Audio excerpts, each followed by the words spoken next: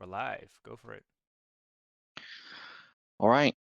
A bit of a hectic real world situation gone on for the last month or so here. So to bring things all back in sync, I think starting from the perspective of Voldreth, what's sort of like the last 24 hours been for Voldreth? I tried to have a nice conversation with Bruce in a little sparkly lounge room with a fireplace. He kindly invited me into his office. Turned out Bruce was Dangly Buzz. He whisked me away to some old council people. Jeff wasn't paying attention to the name of them. He got told about a little mission he has to do. Then he saw Serene was already, Salothar was already there. And then we got transported to the Feywilds, where we woke up in basically some unpleasant brown goop. And then got escorted to the Fairy Queen's castle, well, tree, by some centaurs that were wondering if we were friendly or foe, and I compared the languages to find that. And then we sat in on the Fairy Queen's council after meeting with Ariel. And then that's pretty much it for TLDR. Okay. Same again for Salothar, please. So previously, before everything started to fall apart in Southwatch, as I previously remember, Sir Lothar was also whisked away to a secret council meeting where, it appeared that we have a trans-temporal council making sure that history progresses as it should.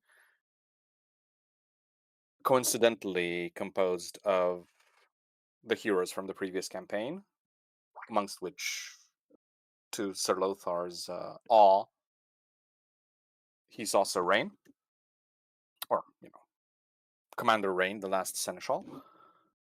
He was inducted into what I can only assume was a version of secret time agents that was sent into a specific point in time in the Feywilds in order to prevent the Fey Queen there from taking a decision that seems right to her, but will lead to disaster in the future.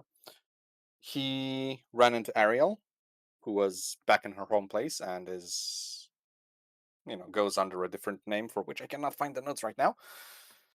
Yeah. And let me think if I'm missing anything.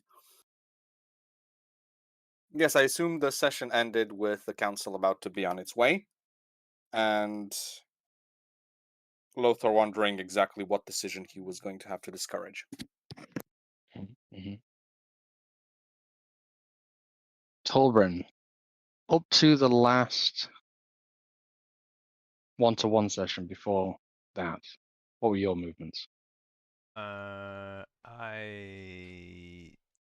snuck into the building with Bruce and the old man. Forgot what the name of their dark something. The Manor House. Yeah. And The Black Rose. The Black Rose. That's right. And I infiltrated the room with the old man, where I had a one-on-one with him, discussing some things, intimidations and persuasions, where eventually he, I want to say fled. He walked through a dimensional portal, and I followed him, and then I found myself in the Fey realm. And only about a minute later, Ariel appeared behind me in roughly the same location. Then in the Fey, Ariel and I attempted to pursue the old man, which we did until we came onto the Weirdwood,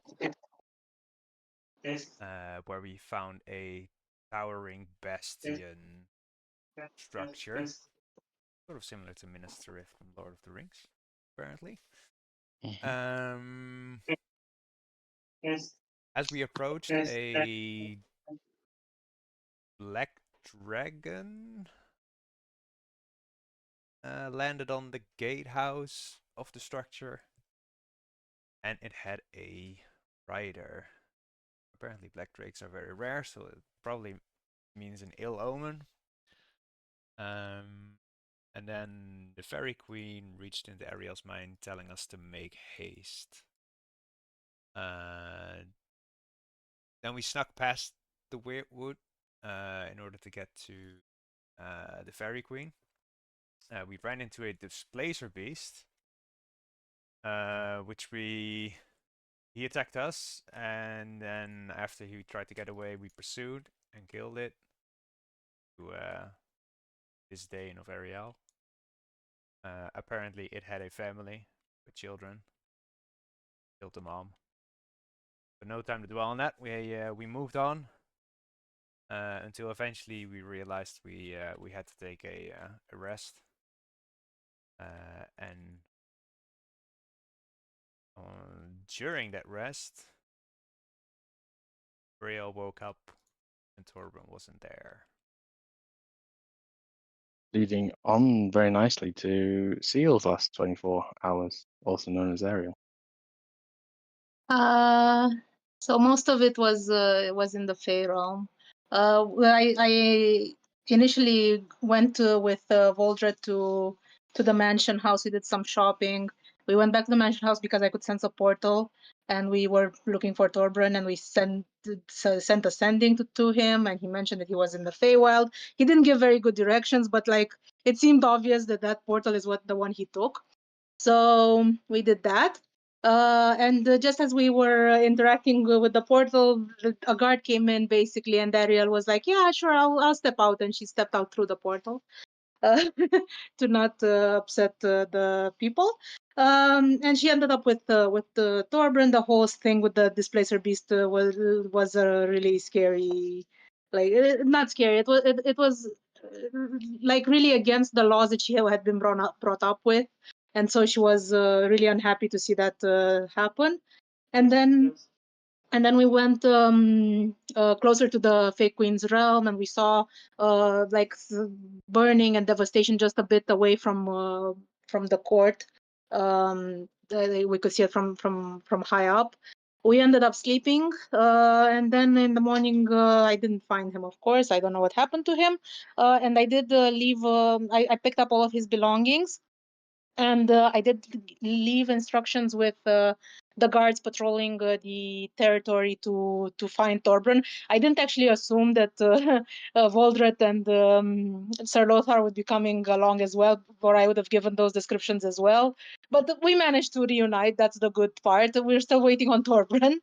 And the most important thing that happened is that there was a council and a lot of people spoke. Basically, the main issue is that the word would I'm not sure how to pronounce this word would. Okay, the Wormwood are doing things to extract residium, and they want it's all about residium. Basically, that's the hot topic in the Feywild. What's gonna happen with the residium? And like for the part of the Fairy Queen, it's like the lifeblood of the planet of the realm, and it's really important to leave it where it is and not exploit it. But there are some parties that would like to bind nature and explore this economical avenue, let's call it. So yeah, it's complicated, but there are also generally people aren't for war in this council, but there are a few parts that said they will fight. Yeah, and we're waiting on the decision from all the factions of the Fey Court. I can tell you what each of them said if you guys want to recap. I think people can listen back to the last session if they want to hear. Yeah. So sorry. Just one point of order there. It was the Dusk Watchers who have The attacked Dusk. the realm, and House Weirdwood has demonstrated a strong That's right. I got mixed up. adversity to Yeah, the yeah. Fey. Yeah, Fey Ward creatures. were the first who spoke, but before that they talked about the Dust Watchers invading. Yes. Yeah. So, in the chamber, the queen sits, gently hovers, drifts in space at the foot of a large, wonderfully carved, naturally carved, and you realize it's not like carved by hand. This has been naturally molded into some kind of throne. And she's clearly deep in thought whilst the conversation around the room is undergoing. The last people speak, and a general murmur breaks out around the audience. It's open discussion, houses, some start to shout occasionally, but mostly it's well-mannered, still adhering to the rules of hospitality, despite clear factions very adversely against one another. House Weirdwood, standing with a few other notable objectors to any military engagement, seemingly on one side, crafting almost a line in the chamber itself.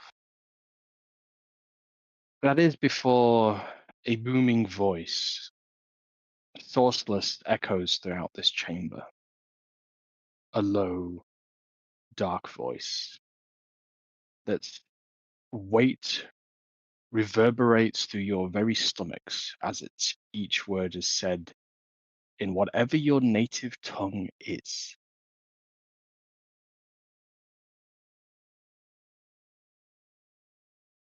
As the voice begins, as the DM is really struggling to get back to the baritone level that I really had prepared for this an hour ago. So the words you hear are this. Deception is not permitted in this domain. Cast off your shadows and step forth or be revealed. Everybody begins to freeze. We don't actually see which way it goes. Okay, and everyone's sort of looking around the chamber trying to find this source. Others looking to positions of authority. Councilman Derethor turns to the Fey Queen, and the Fey Queen just looks up. So be it, the voice states. The room immediately ignites in a green, violet, and whirling flame. Ariel, as a denizen of the fairy court, you take no damage. Voldreth and Sir Lothar, as those who have recently been blessed by the Fairy Queen herself, you also take no damage. You hear a couple of screams, but the shape that materializes in the center of the room first takes your eyes. A large, slumbering figure hunched over a long, elongated cloak that you realize is no cloak at all, but actually like a mossy cape. And then you realize it's actually part of this creature. This creature holding a long, gnarled staff, almost like a piece of driftwood that's been carved cruelly. Long, wisp-like vine hair, a crooked jaw, large, bulbous torso, and grotesque-looking rump belly. Large, green-skinned toes with bits of ancient moss dangling all over this creature. The creature stands at just shy of 9 feet tall, and as those around it separate around the room. The screams, you realize, weren't necessarily in pain. but in shock as this creature materializes in the center. Whilst all eyes are in the center of the room, someone else shouts,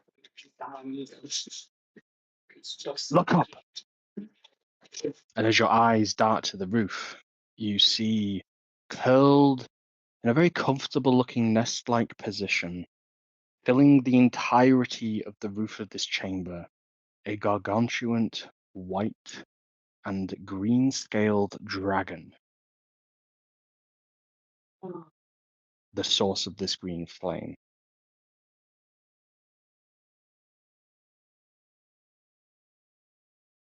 Before a moment later, as it finishes its exhale of breath, vanishes from sight.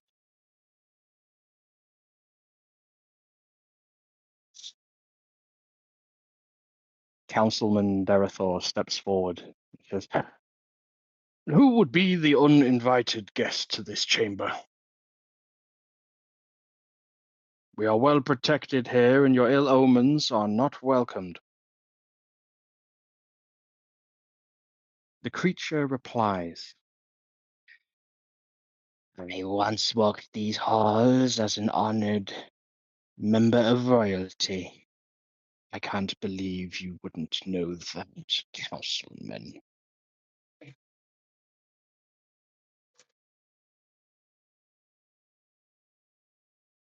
For the first time, you hear a very, very softly spoken, faint voice, but contains and carries itself within the chamber. The Fairy Queen speaks. She just says, "Welcome home, sister. It has been too long. So now is not that she's cut off by this creature." There's various murmurings. I would like those who are sort of listening to them to roll a perception for me, please.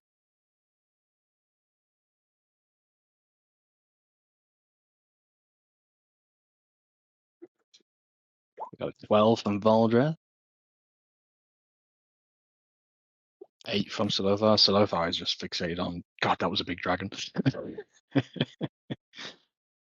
And how about, Just we a got the moment. 9. Yeah, no worries. As you know, my perception check's always wrong. So It's going to be the natural 20. We always get the natural 20. yeah, so- definitely when it matters. Let's see. Just a moment. Can I switch over to my computer? Everything is fixing. No worries. Get on the second sheet. Perception.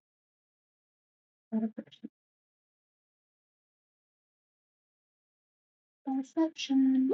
A natural 1 and a natural 20. A I told natural you. 20. Yeah. Unfortunately, no No, advantage in she's this probably roll. way It's too a natural distracted 1. by the presence of the dragon to comment Fair enough. or pay attention to anything other than their discussion. There's several words, names echoing throughout the room. The only one you catch with the 12 is Mary the Banished.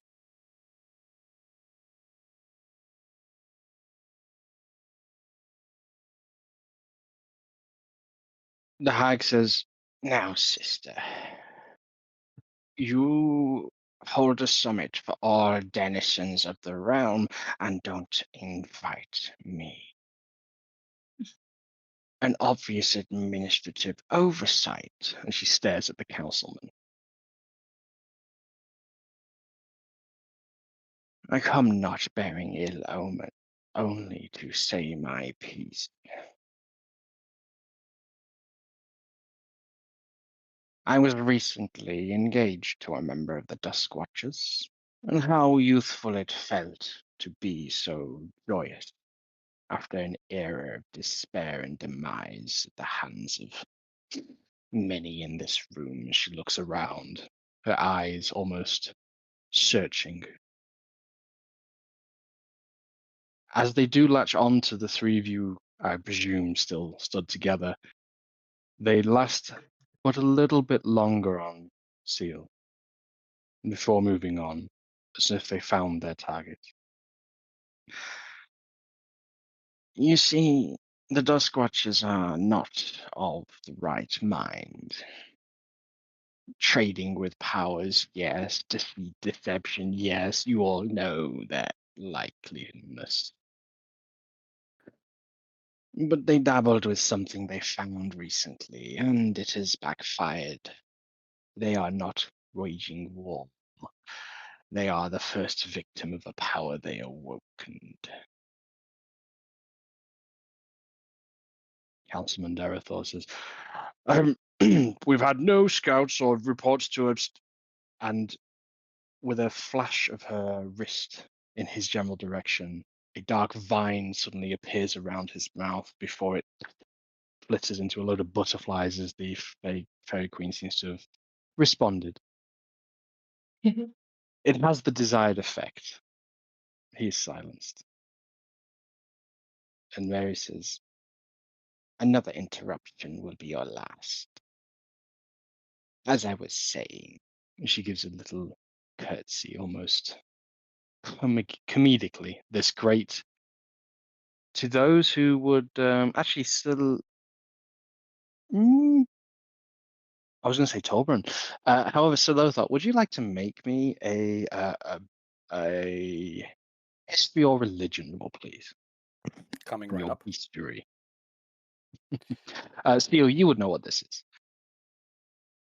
But with a natural one, Silothar, the thoughts evading you at the moment. This is a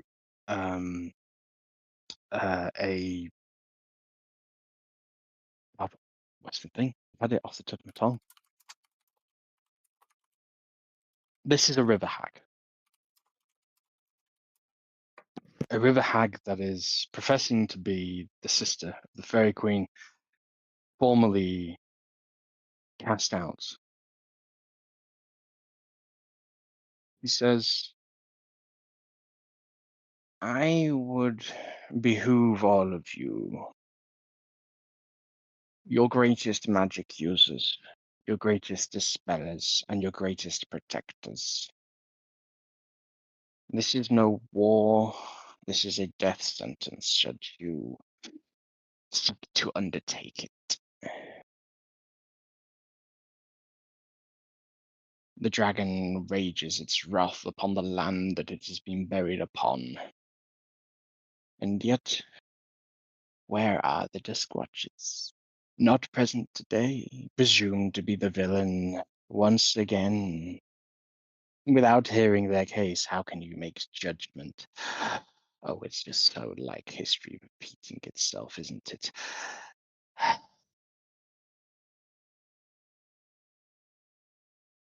I do not wish to see this realm burn. Not yet, anyway. It was my charge to ensure its success for future generations for most of my life. Until that was taken away from me, and the Fairy Queen and her having.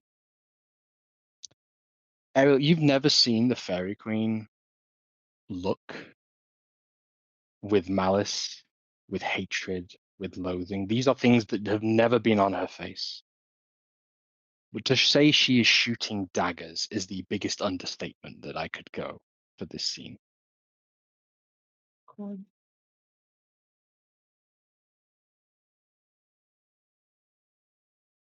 Mary the Mad finishes her sentence and says, please, you know where to find me if you have any other questions. But know this, the ritual is ongoing, the beast is still not yet fully summoned, and its wrath is unyielding. Have a beautiful day. And Derethor, next time you are stumbling around the ancient leaves for your quick fix, don't be too greedy like last time. A very embarrassed face and a verbal notice of protesting before a dark hole in the floor, green vines appear and yank this creature down unceremoniously and is swallowed by the hole.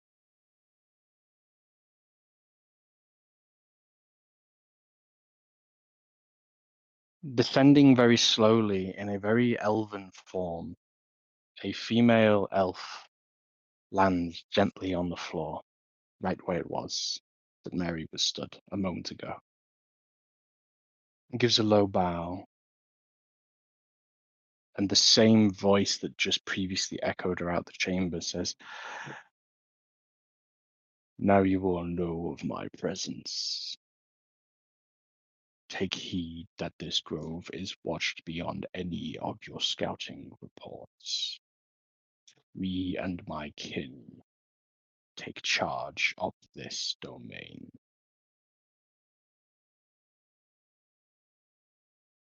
House Wordwood and various other non-supportive faculties and factions of the Elven realms, all seemingly taken aback by this, as this is news to them. The Fey Court having snared a kin or conclave of dragons or whatever this faction is. As the Fairy Queen says, "Ysel, thank you. You may continue your watch." What was that name? Ysel. I shall type it Ysel. in the Please chat. type it, yes.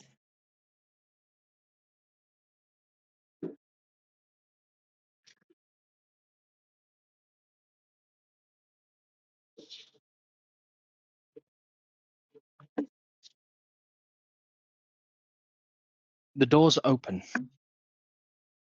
Two large centaurs march on in ceremoniously with a small procession in tow.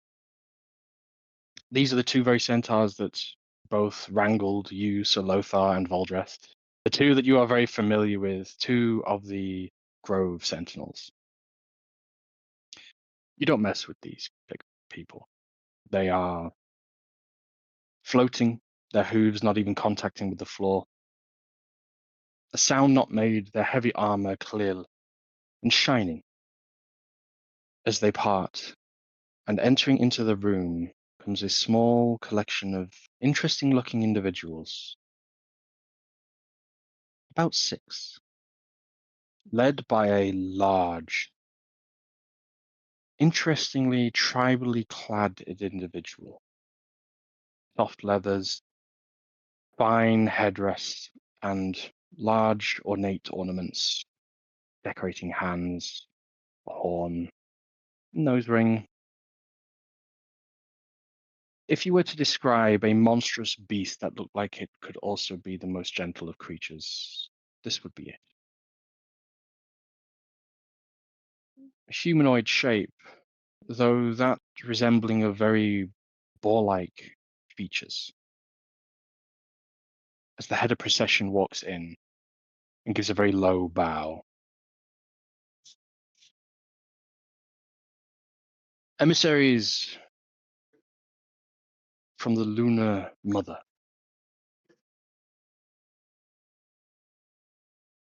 We come to speak on such an important detail. It has come to our news that there is infiltration undergoing in several individuals in this room right now. My queen, forgive the interruption, though I trust you know my name, though we have not yet met. And you trust the company, my consort. The queen rises a little inch or two off her chair. And Councilman Derethor quickly steps down and runs up to him, takes a parchment, and he reads, Zivdar Bar, Your Grace.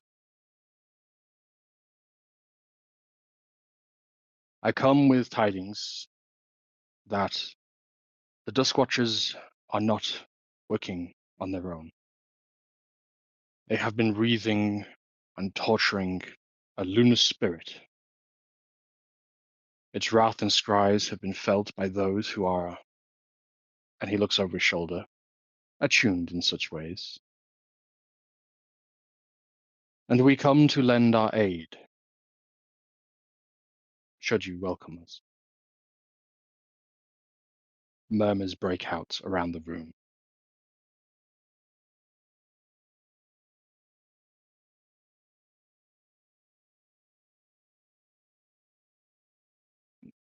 The Fairy Queen says again very softly,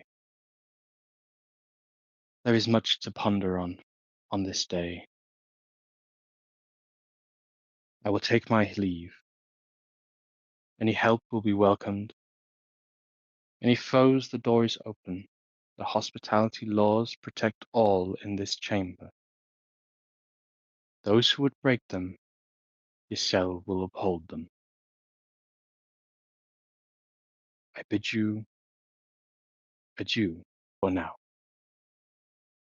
With a pink flash of light and a green swirl as she almost spins like a Beyblade of going 1,000 miles an hour in spots before, in a shadow of almost like dust and sparks, now adorning in the very smooth wooden surface that was above the throne, a 12-foot by 8-foot large moth or butterfly is now engraved upon the throne itself, as the Fairy Queen takes her slumber for the time being. Councilman Derethor says, "Well, you heard Her Highness.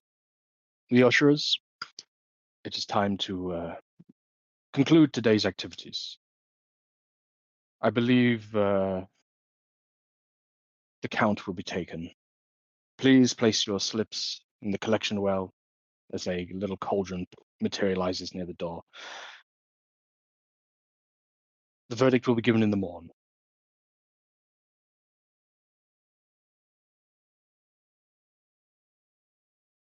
One by one, each party of emissaries begin to exit the chamber, before leaving only a handful of faculties left.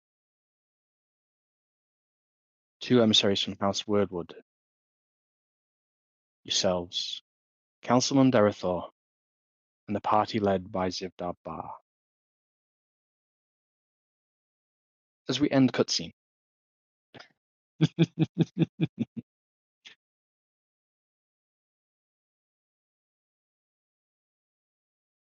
Councilman can be seen stood next to Zivdar, deep in conversation, seem to be exchanging concerned looks. A map is handed over, deep numbers and various, just those earwigging can just sort of make out that there's military conversation that's occurring.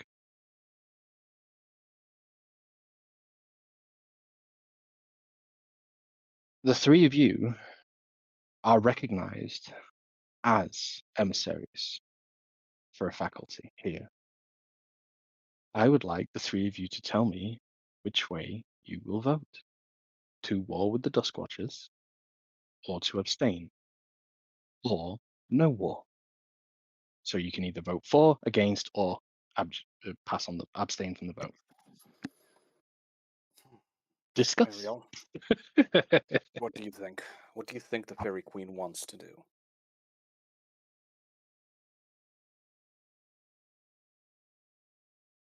Can't hear you. No hearsies. Sorry, I had muted the by mistake. Yeah, so she just says, I don't know what she wants to do. I could ask her, but I feel like that would be a bit of an abuse of my abilities with her in this particular moment. I think she's deep in thought. What do you think she wants? I think she wants the protection of the land in every possible way, but I don't know what that means. I don't think she would entertain economical ventures to harvest residium in the Feywild. She'd be against that. Why do you think Mary came? Why do you think she made an appearance? I don't know. Actually, I do. She did say a few weeks ago, if you remember, that she finally found me. I don't know why she was searching for me, but I imagine there was some kind of divination magic involved. I don't know why she's following us, but that's something that she's doing. Her defense of the Dusk Watchers, what do you think? I think it wasn't so much a defense as her saying that they're unaware of what they've done. Yeah. I mean, they're still in the fault, but she's saying that there's something more to it, more to the attack. That they're the first victim of the power they awakened. Hmm. But so many people are against the war. There are so few who want it.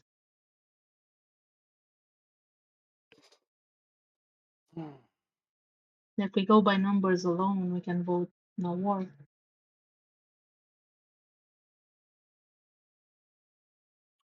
What happens if no war happens? Well, presumably they'd still be left to do whatever they've been doing. And that's bad.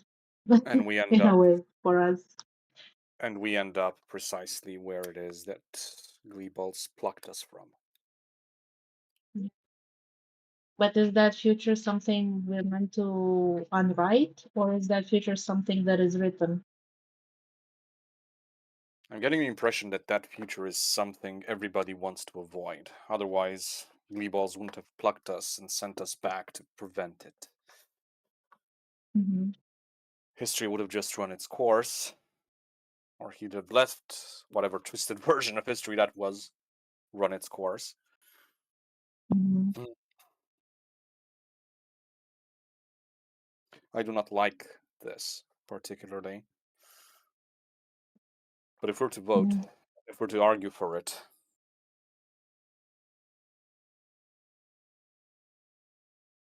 I think war might be the healthier option.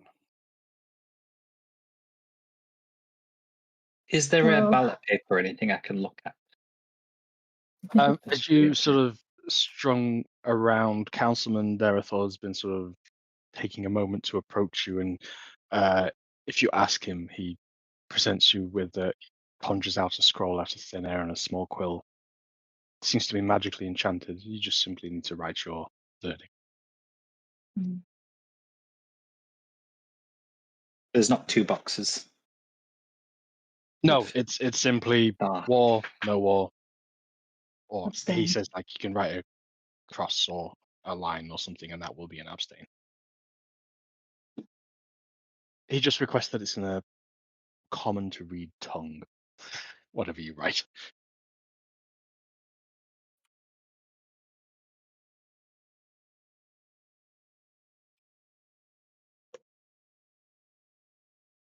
Well, that dragon's destroying your enemy right now. What? Would you do that again? Your mic really did not like sorry, that. it doesn't, does it? No. Hang on. If I go brush Voldred it off, suddenly it works changes better. voices. Derethor hands you a cough syrup. Well, oh, excuse me. Oh, lordy. I don't know what came over me. Anyway, you know, the black dragon here, Vulcan's burning your helm. If they keep mining it, and as Mary said, complete the summoning. Well, you know the end of the Phalium.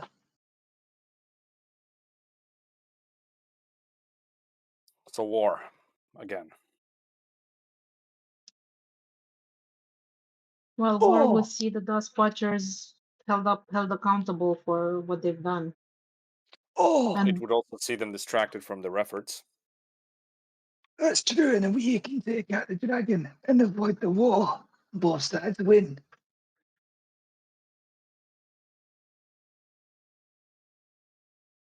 So, is that it? Everybody in agreement? We're voting for war?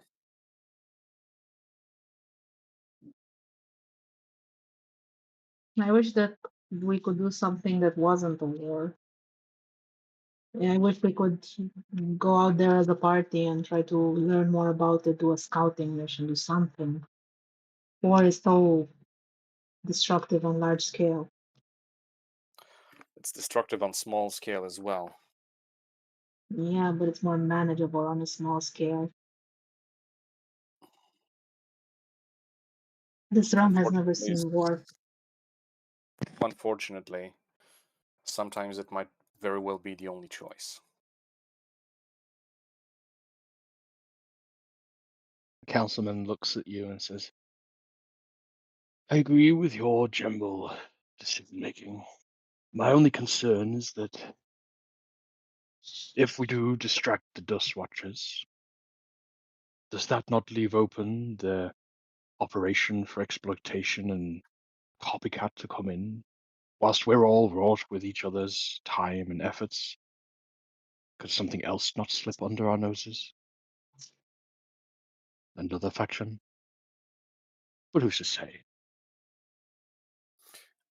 That gives Sir Lothar time to pause, and you can see the light bulb coming. Just lighting on above his head. Quest Chains. giver has entered the room. Chains. You bind them. You call the Dusk Watchers here, you sanctioned an operation, you bind it, and you control it, and you keep tabs on it.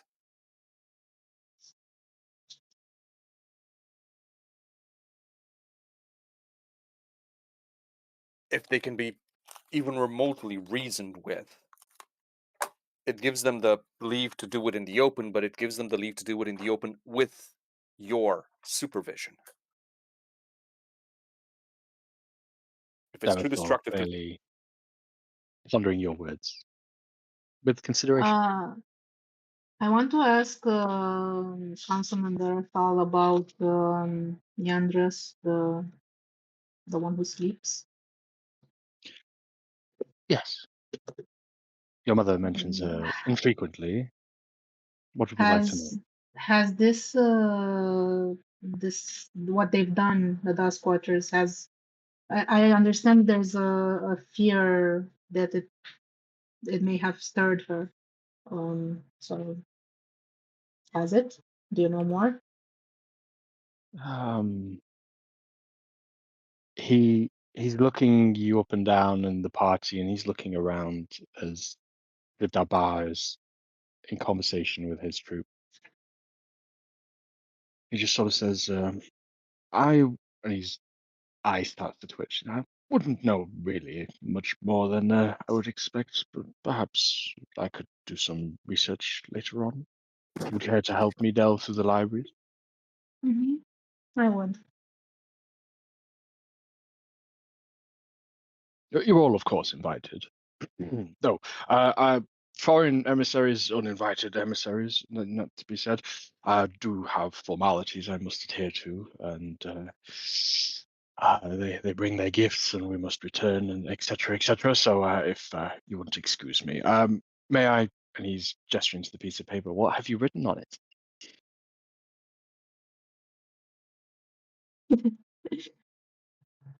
If you guys just want to do a rollies, we could just do a rollies. We can just I, say what we're each leaning towards, I guess. I've written I. All You've dressed written up an eye. before. Yeah.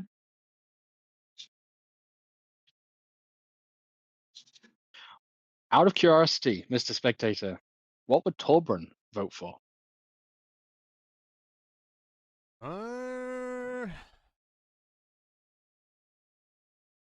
So the Disc Watchers are the ones that are in the Weirdwood, right? Those are No, the say. Oh, that is House Weirdwood. No, oh, that's that's House House. Redwood, yeah. Oh, then I I got am them mixed confusing up. those two. Way back to the beginning of the campaign, when you first visited the Feywild, it was the Dusk Watchers who were running the mining operation, I see. who were in league with Oh. Phineas and his cronies. I would abstain voting. You would abstain. I don't have enough Indifferent. Mr. information. Indifferent is literally indifferent as he's not there. What's the rest of the party doing? Torben wouldn't have enough information to make a proper judge call on it. Fair enough. For once, Torbran thinks first before shooting. So Lothar, let's have it. For, against, or abstain? He's going to abstain. He likes his idea. Mm. Okay. Though wouldn't your idea be not war then? It wouldn't be not war sounds a whole lot like leaving them alone. No, it's just okay. So perhaps I've misconveyed this. Effectively, you've got war or diplomacy.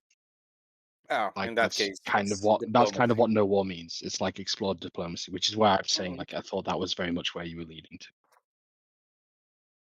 Since Ariel and the councilman actually made a pretty good case of why war would bring about its own slew of problems, he figures, okay, let's explore further solutions.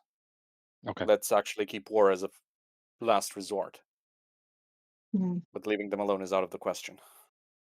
All right. Yeah. How about you, Ariel? It's Same? same idea. Yeah. So no war is the vote. Yeah. Voldreth wants war. Am I wrong? No, I want to just stop the dragon. You just want to stop the So- dragon. Okay. So my are you my abstaining thinking or? was war to go. Well, how long would it take him to get a party ready to go to war? So while I distracted with that, we go take care of dragon. No war. Lovely. Well, I'm sure the ancient root networks still probably work, and that part of the realm is not totally charred, then we could probably send you there for tomorrow. Though I wouldn't recommend it.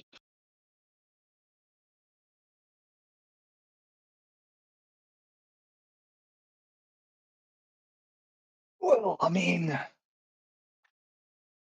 likely do you think diplomacy is going to be with these squatters?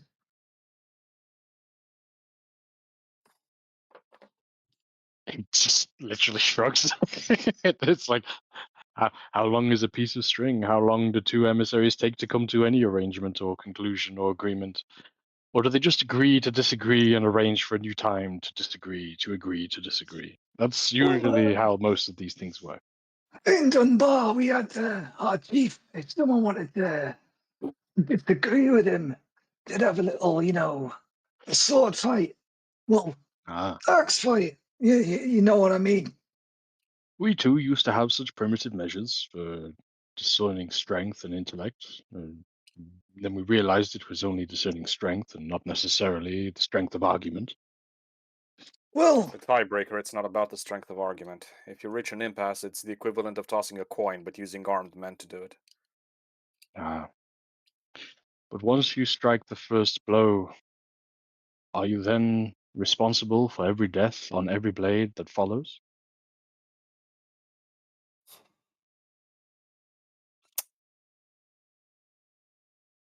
Yes, somebody always is.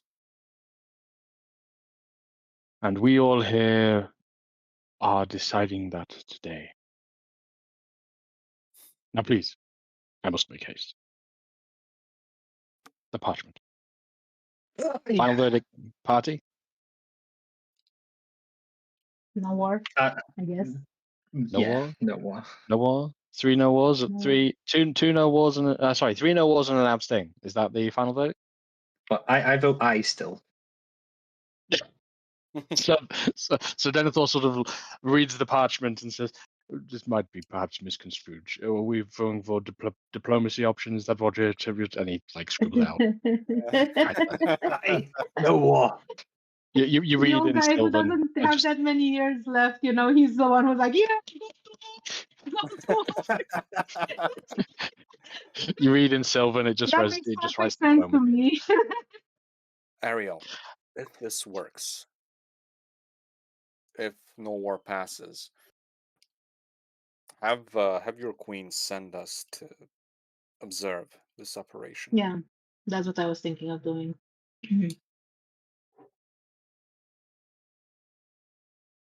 Councilman gives a low bow and he departs.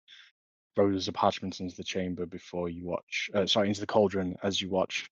As almost immediately, as soon as he leaves, the two emissaries from House Wordwood also rapidly leave, throwing a parchment into the cauldron, but it misses and hits the floor.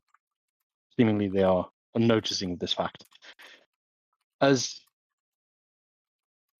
Zibdar,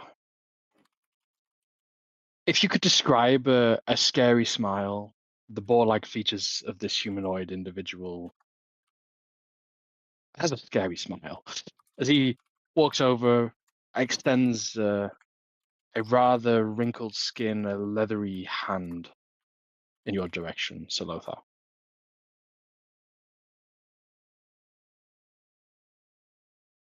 Okay. He's offering you a handshake. Oh, sorry. I understood. I understood he was pointing at me. Okay, yeah. No. He reaches out. I figured. And So he reaches out, takes a hand. the most 1980s Arnold Schwarzenegger power builder handshake ensues. But you know this individual could take you at with a moment's hesitation.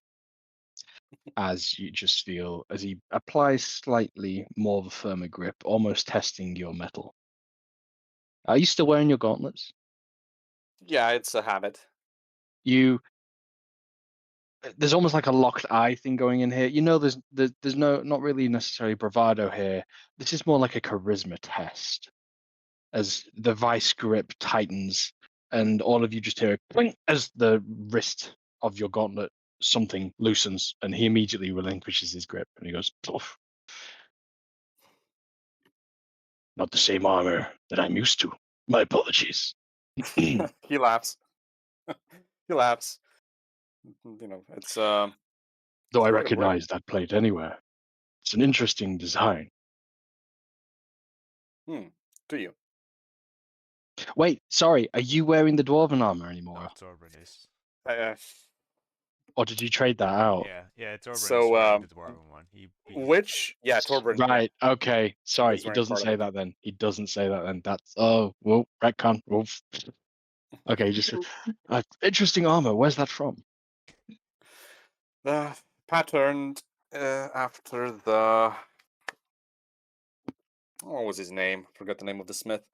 But it comes from the Order of the Gauntlet proper. I see. Don't you have like Well, the 18 AC goblin thing that we pulled? Yeah, did you guys all get new plate mail? No. Mm-hmm. Yeah. Yeah. It was loot. It was not from the Mhm. Order of the Gauntlet. You're not. Yep, I'm glad everyone else has kept notes on this because I did not have you wearing. I thought you were wearing the dwarven stuff, but you have had loot that surpassed your starting gear. Mm-hmm. Yeah, we took the plates off the heavy dwarven thing, and it is now a medium armor that Torben's wearing. Right.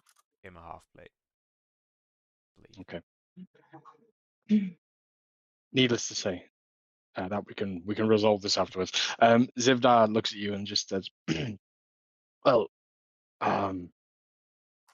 my spouse sends her greetings, though I believe you may have seen her recently." Your spouse, sir? The Lunar Mother. Ah. He's like giving you a rock eyebrow, like, really, you haven't heard of her? I am fairly new to the Fey realm, as it is. Mostly as We're a not of the bodyguard. Fey realm. We come from a land that has come from many ages and many times gone by, mostly flooded. The once, when I was but a young mortal, before my embracement of my gifts, the land was known as the Valley of Winds.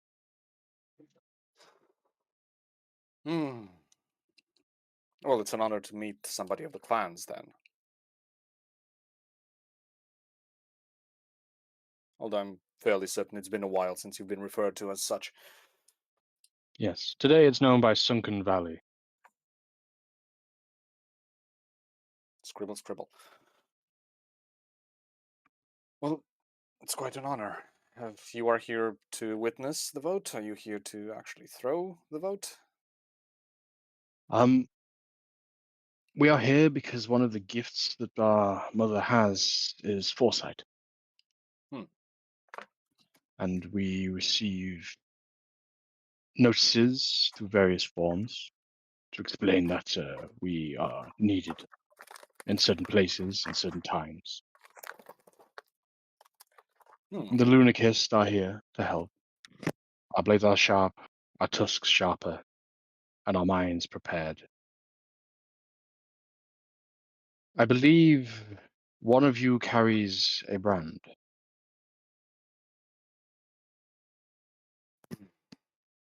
Sir Lothar looks at him like, I'm not allowed to tell you this.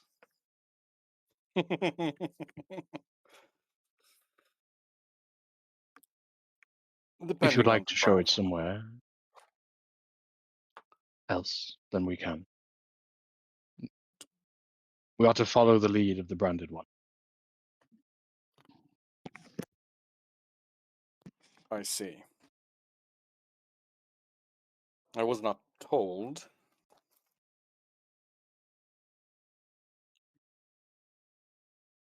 I presume it is you. Would you mind just insinuates he really wants to see this just to make sure. Yeah. He will roll intimidation if he needs to. He struggles for a bit, but then eventually does cave and shows it. Can you remember what it is an image of? Because the rest of the party has not seen this yet.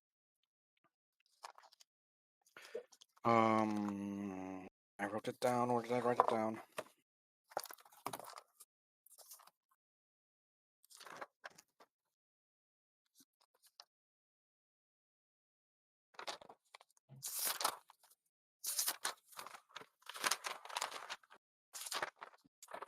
As Salothar Papers, papers, works his papers. armor, as he works through his armor, attempting to loosen the straps, Zibdar turns to the dwarf amongst you. There is a great height difference between the two of you, though, as he slightly kneels down, not diminishing your persona, your stature, out of show of respect. Zibdar kneels and says, I believe you are one of the great earthen kin. Aye, you can stand up though. I'm used to looking up at your tall folk. My apologies. I was told you were an ancient one. Yeah, sneaky bugger, yeah. I do declare Can't believe he said that. that. Look, your many years are but what I hope to achieve myself. Inspirational.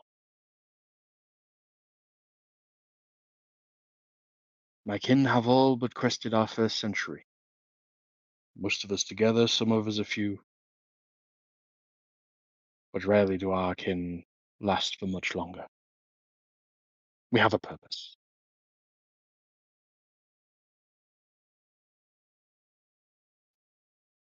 You want a little secret of how I did it? I'm all ears. Lots of veil. And God, you could have a ball now and again. Could the player repeat that, please? The voice did not pick that up. You could have lots and lots of ale. And Lots then a of ale. ball now and Okay. again. You know, And a board now and alcohol. again. Some good old beef. He looks down at you and just says, I see. Well, the last huntsman we stumbled across, we made short work of. There'll be no poachers in this realm under my watch.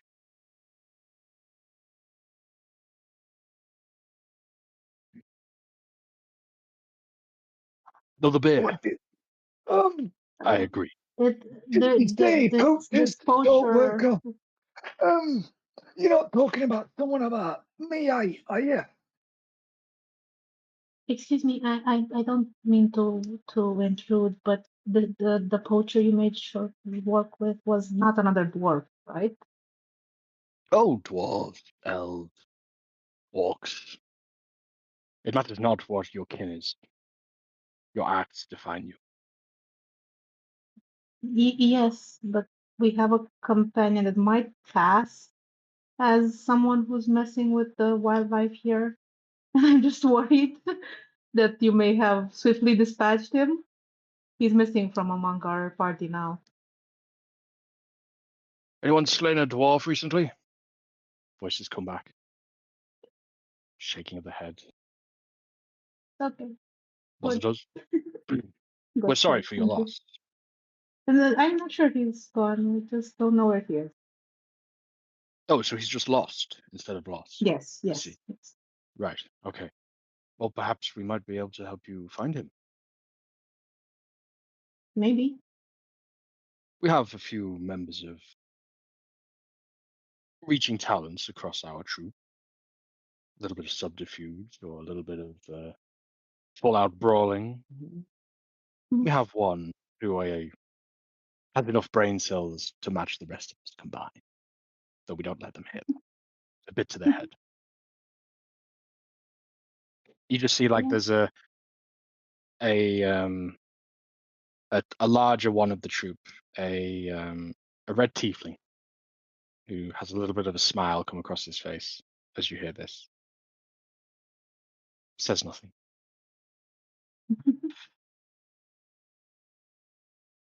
Anyway, about that branding. He shows the brand, which I cannot find in my notes for some reason, because I probably wrote it on another different notebook. He acknowledges the brand and says, "That's what we were looking for. The So, children of the Lunar Mother are yours to command for the foreseeable future. We are bound by oath. We will give our blood. which Where of the necessary. council do you serve? The Lunar Mother." He nods. It's not that hard, man. Like Come on. he starts to look at the rest of you, and it's just like, this is the one they branded. The subtext, Ariel has no the speech idea bubble. about any of this. She's just like, okay, whatever, I'll let you do your stuff, I guess. But as a player, I'm like fuming. This one can't handle as much ale as me. He's a bit Yes, I too think la-la I sometimes. think I have pieced it together in the end. So yes, he just nods. I see. Well, I hope your sword arm is quicker than your mind. He laughs at that hard, slaps his gauntlet. It is, but it isn't much of an achievement, I'm afraid.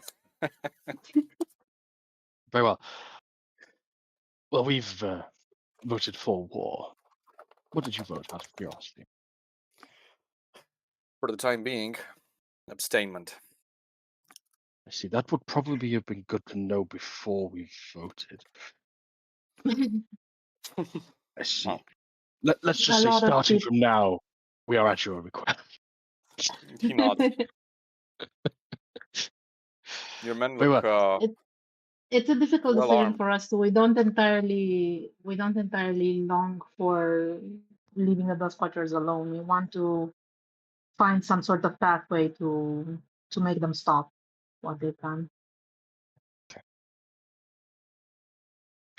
Well, we are weary from travel. Do you have a place you think you could recommend for some sustenance? Oh, of course. We'll get you sorted with that. I guess it's Councilman Derathal is still somewhere in the room, right? No, he left with the He with left. Okay, emissaries okay. Then running I'll after him. I'll have somebody else like give them some Standing either side of the chamber are guest the two bedrooms. sentinel Yeah, guards. yeah. I'll go to Sentinel them guard. and Very sensitive. I'll direct them towards the guest area of this Very well. fine establishment. He hands you a small carved rock.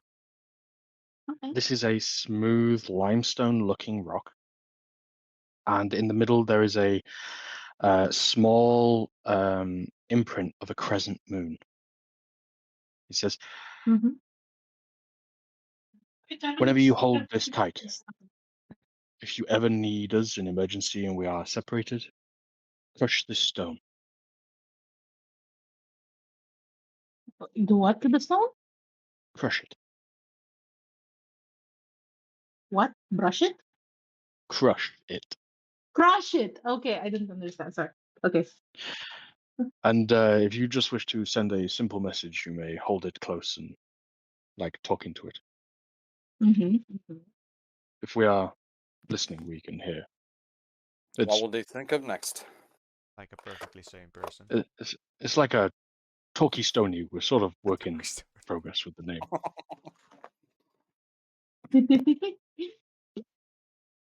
Oh, You I got a watch better name as for you. A walkie stony. a walkie stony, but you don't walk with it. You talk with it. What a stupid name.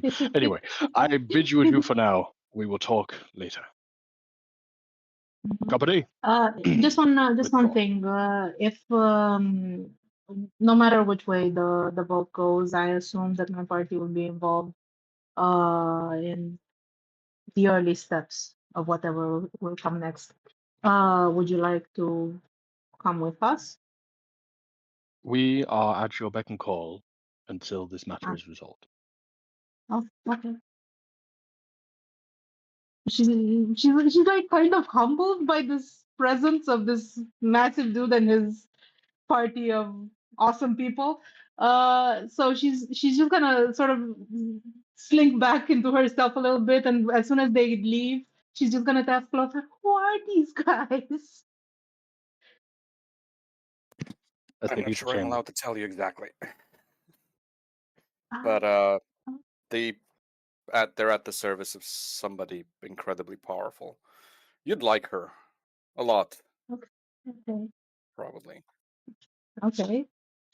Big tusks, You, it, braided it, hair, I, okay, if you say so. I'll make sure to very pay attention for someone of that description. I guess. very no nonsense. Okay, okay. Well, anyway, I'm going to the library. Does anybody want to Okay. come? Or does anyone want to do Library. anything else? I want to pick up the Yes. parchment that missed the cauldron and have a look at it. If there's books, there might be books on ancient artifacts of the Crusade, even in the Feywild. What if somebody took trophies? Of course, Lothar is going to go. Can you read Sylvan, Valdreth? No. You cannot read what's on this parchment. There's a single word. I'll pop it into the cauldron. Okay. I mean, you are walking with multiple people who can read Sylvan, just a reminder. If you're being discreet, that's There up are to a you. lot of people who are reading Sylvan in this I'm being game. discreet because I don't want it to look like I'm tampering with the votes. Fair enough. You put it in the chamber. And as you do, a puff of green smoke as the cauldron vanishes, as the last vote has finally been received. Ah, the cauldron knows. Is the Goblet of The Fire sorting cauldron. It wasn't me. I don't know what you in Harry Potter? No. It's not a hat. No, no, it's the Goblet of Fire. hmm And so, and so, um, we cast the scene out over tall tree canopies as the leaves dissipate with great haste, and a more looming darkness and a glumness as towering dead trees, corrupted and cursed into abominable states. We land in a lightless chamber. The heavy breath of a dwarf we all love and know, arms raised above him in shackles, as he sits on his rather numb and cold backside in this room. His company, the bones of the previous occupants, as the door opens again. The heavy footfalls of plate mail. This silhouette, illuminated as a torchbearer, follows him. A masculine 7 or 8 feet tall individual stands before you. And with a wave of his hand, you feel yourself weightlessly lifted up before you are turned upside down as your chains now, instead of being above you, hold you anchored below you. I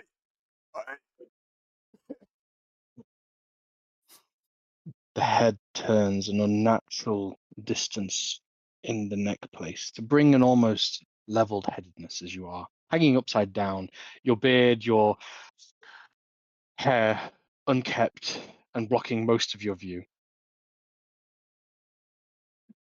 A seemingly pitying thaumaturgy as your hair fans out, goes like static shot, rigid to keep it out of your face. Oh, that's fancy.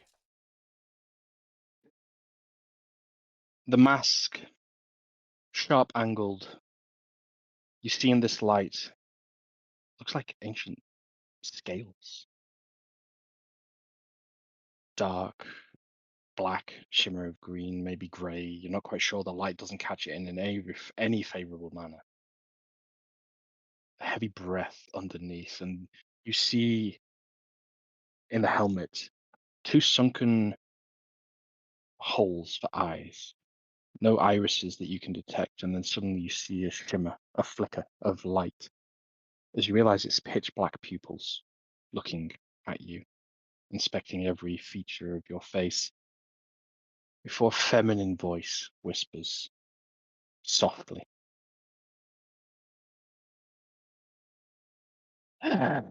This is not the one that was promised.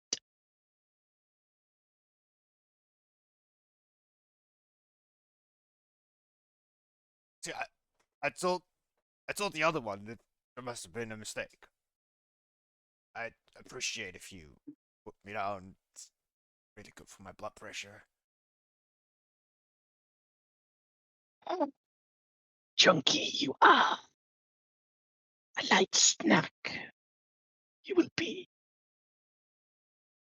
If you want snacks, I can whip something up for you. It's probably going to taste much better than whatever this husk of a body is going to taste like.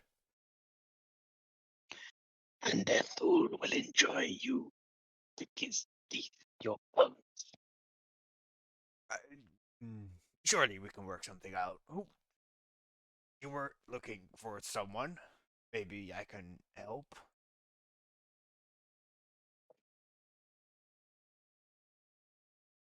You travel with a known assassin.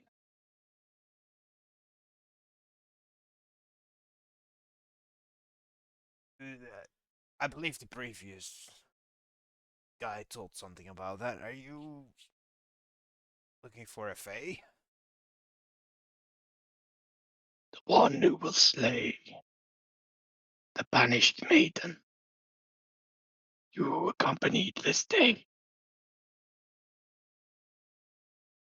I accompanied this.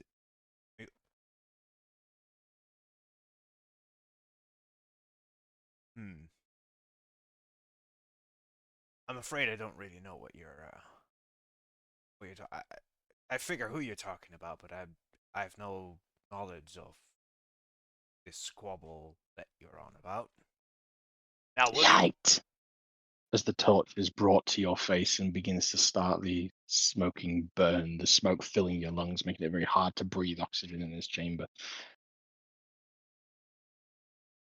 Sweat dripping brown down your brow, the wrong way. It's an unpleasant feeling.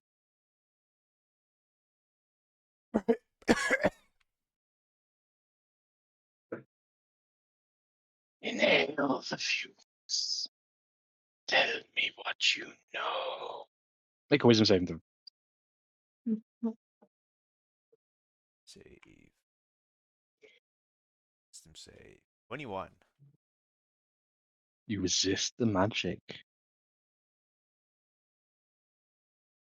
A clear change in the demeanor. This creature grabs hold of you and says, "Strength will, yes, you are.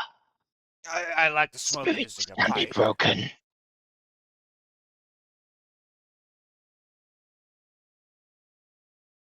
Now, will you Fight please for let your me be freedom. done?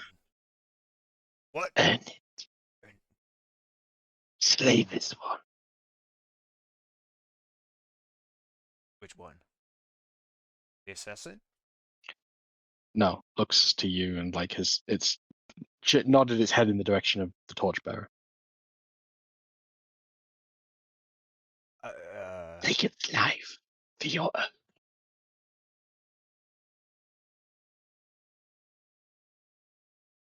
Well, I mean, is that really necessary? No, Certainly there's something of use from both of us, do you? tell me what you know if you won't take a life. Though it looked like earlier today you were quite content to do that. I'll tell you what I know. No, Oh.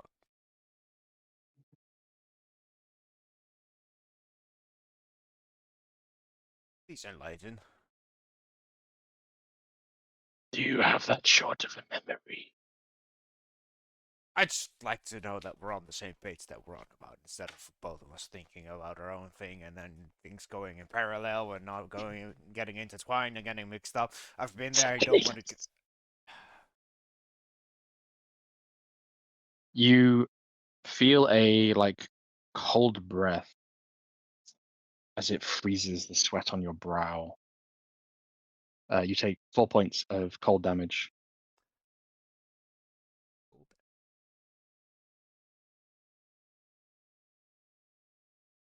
She pulls out a blade that, even in this light flickering, this blade is pure black. It does not reflect light.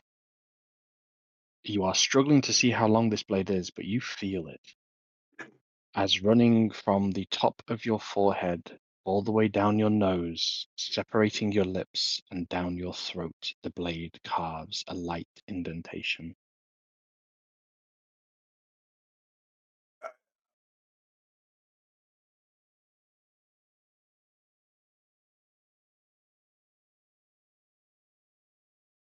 Life is too easy. Gleaming One is your challenge. Give us the assassin to be, and we may have use for you. Where is she? Well, I would have known if you didn't kidnap me and took me away from her. I was with her when you took me. Assuming that's the one you're talking about.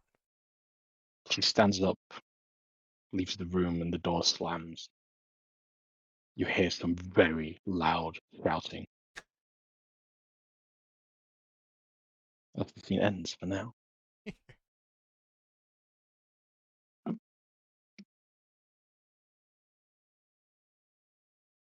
The magical blue lights filling the library's halls.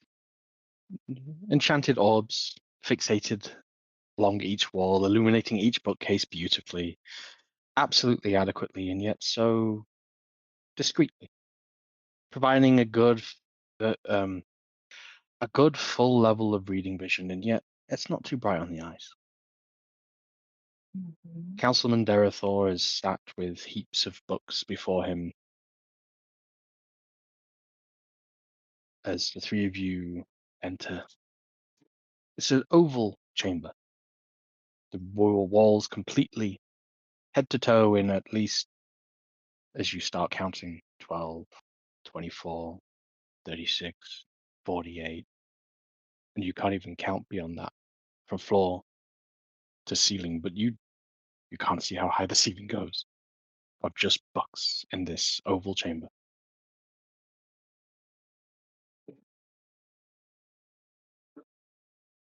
Councilman stands up. Oh, yes, welcome. I'm glad you could join.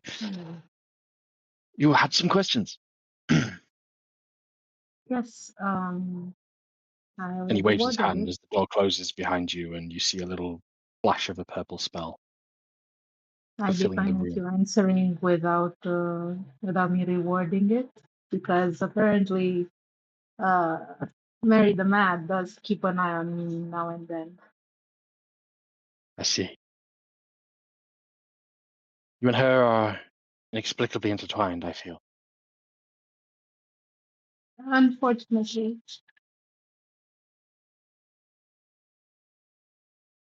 You met her previously. for her, I met her future self. I had my doubts, but you did seem different since you returned. More focused, if I may dare say. Yeah. Yet you're still careening off in the pursuit of adventure at your whim.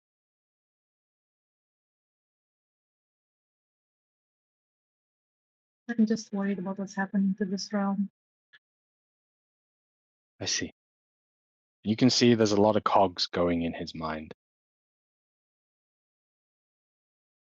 Councilman Derathor leans back and says,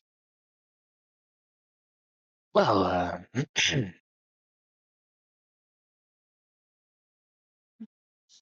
he gives a little bit of a cough.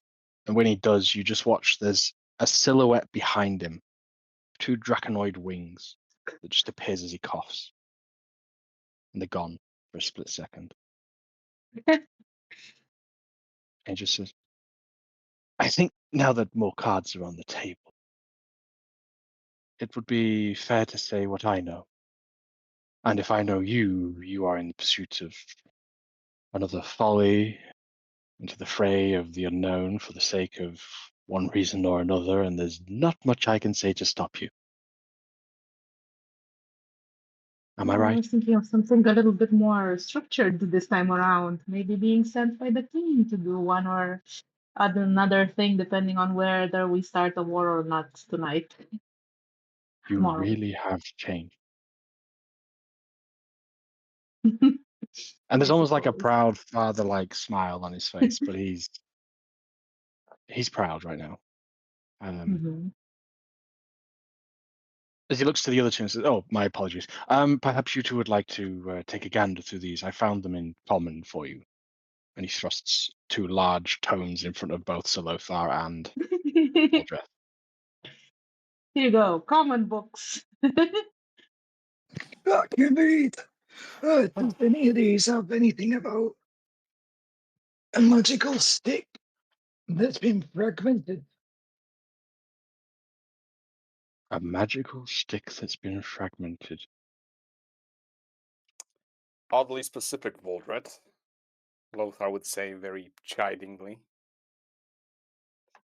He looks around and just thinks, his eyes glancing around various books, clearly thinking and marrying things up. Perhaps one of the legendary staffs of the Council of Seven, perhaps a key to a vault, or are we talking any twig, or just a cast off from a tree? Perhaps I'm overcomplicating this. Would you help me out? Ariel, get me trust him. What? I'll take that as a yes then. Run about. Hang on. Oh, it's kind of stick. Do I you really don't reveal? understand. I'm sorry. You I have reveal your really I staff, hear really weird out of these headphones and the voice is not helping. please? So I'm asking if we can trust the councilman. I think so. How long has Ariel known him? Like since forever, right? Oh, he has been your father figure. Oh, then Then I'm so showing him yeah, the stuff. I'm showing it's him the all walking fine. stick. Yeah. So, do you put it on the table? Yes. Keys upon the table because you wanted to. As you pull it out, to your shock and horror, it is not as you remember this thing. When was the last time you saw this thing? Could you describe what you think this piece of the staff looks like? It was just a beaten stick with some gold inscriptions on it. Indeed. The golden inscriptions are still there. The way it was a worn and slightly cracked and hollowed, almost could have been a piece of timber, though it was evidently carved. It is of pure green, verdant-looking gem that all of you would immediately know, having seen it so frequently. This piece is made of pure residium with golden inlaid enchantments. Its almost true self displayed, or its magical illusion dispelled in the presence or in the area to which you find yourselves.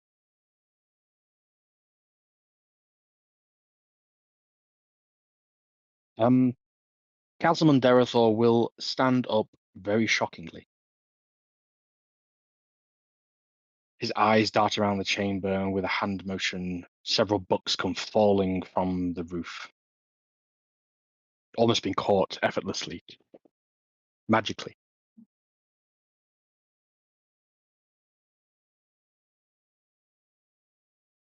A tome.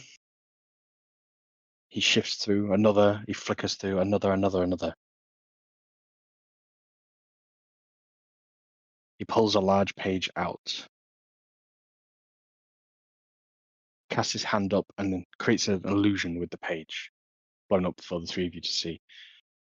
At the very top of this page, it's written in silver, and before he sort of looks around and clocks the two of you not seeing it, and he tweaks before it now reads in common.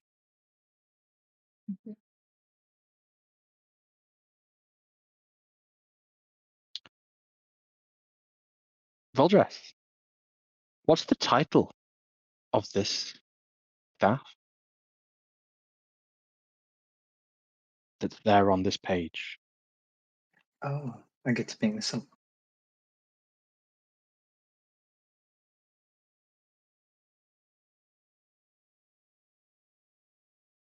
I would say it would be called the Lightbringer.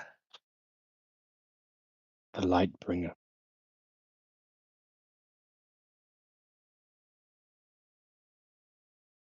How would you like to say the description as to what this ancient artifact is used for, its purpose, and its light history?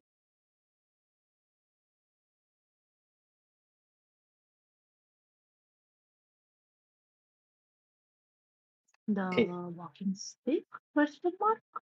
Yep. You Uh-huh. recognize part of what what is on the table before you is a very clear notification as the middle piece of this pictured item. Mhm. Above the table, I have not been told this information before. Welcome to D&D. You have been invited to Oh, join this side of okay. the table. So, going off what I know story-wise, it has the ability to bring life and stability to any realm in which it inhabits. However, on the flip side, if used incorrectly, it can destroy and create chaos in that realm. I think a very apt description as the book reads. It finishes with a long, elongated history of the forging, prophecy of seven, an agent of time, the binding of the gods themselves, as this was the very weapon that was used to seal all the realms in place at the end of the ruination.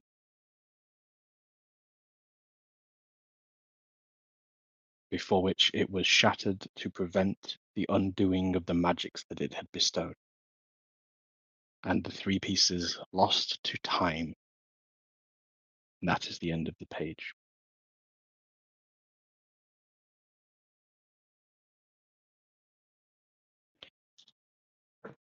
Councilman Derethor closes the book and says, I don't even know how to begin to ask how have you come by this, and he's looking at you, Ariel. It Assuming was a difficult. Yeah? Question mark. you didn't steal it, did you? No, not really. Oh God, no! Didn't I? It was entrusted to me. I see. Into you? Yeah. He's taken aback even more. Well, Forgive me you for being Yeah. see, so. when I first got it, it didn't know that it was just a stick, and then we went on an adventure, and then for some reason it got these gold sigils on, and now it's like bound to me. I don't know. I can make these cherub things. Look, I'll summon me cherubs to show him. Everyone's safe. How big are the cherubs normally? Not that big. Like, I think probably like 1 feet. Okay, cool. The room, floor to ceiling, is filled with cherubs, all of which are about 6 feet tall. right? They don't look like that. They're not that big. All right.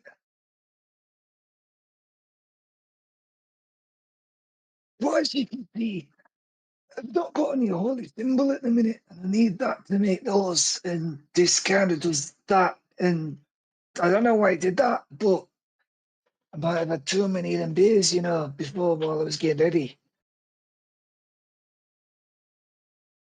But anyway, it was entrusted to me by some guy.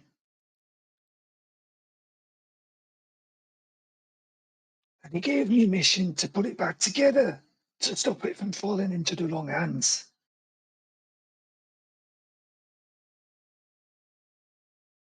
He looks at you, Salothar, for validation of this. Well, to show you the other side of the story, since now everything is out in the open, the only reason this is with us is so somebody else who should not, for any reason, have it, wants it.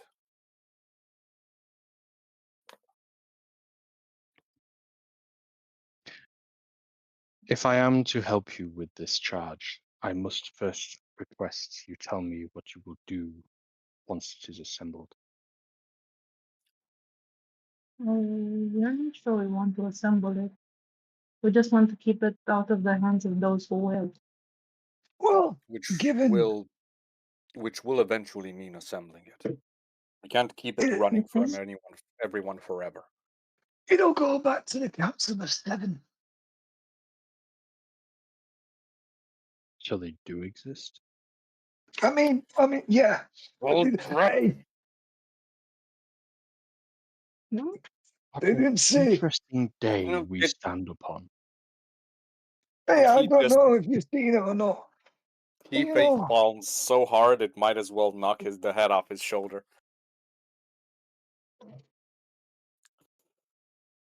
I see. So you would assemble one of the greatest artifacts that time has ever created, and you not want any of its power. There was the reason we had the gods. oh God, no, I just want to go home. I ain't seen There any was a reason. homeland in forever. Power like that does not belong with the likes of us. Power like that needs arbiters who can keep it in check. We are small and greedy and Yeah, petty, and until we would destroy the world if it serviced a single one of our base needs. yeah, but what's to say that the gods wouldn't do the same?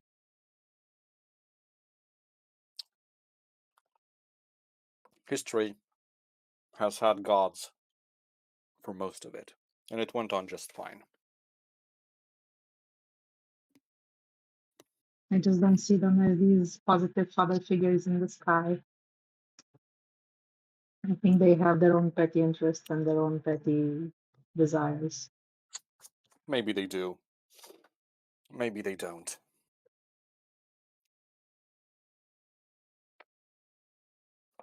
But I've read about gods that were worth fighting under the banner of. Gods who sacrificed more than their share of earned or unearned power, so mortals can have a shot to keep going. I don't think any mortal would have ever sacrificed that much. I wouldn't. I wouldn't have. I'd like to roll a history check if I know anybody who's done that in history. Go for it. Okay. Okay. Who are you thinking of in particular, Salazar? On my end, Yeah. evidently Torm.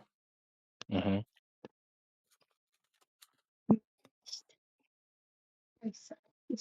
But I rolled Ariel. well. You Mhm. did roll well with an 18. You would know there's several gods who stand for just causes. The Wild Mother watches over the Fey realm, Mhm. as I said to begin with. But even if we were to say the Fey, the Wild Mother is your local denizen and your respect and your point of view of the gods, Mhm.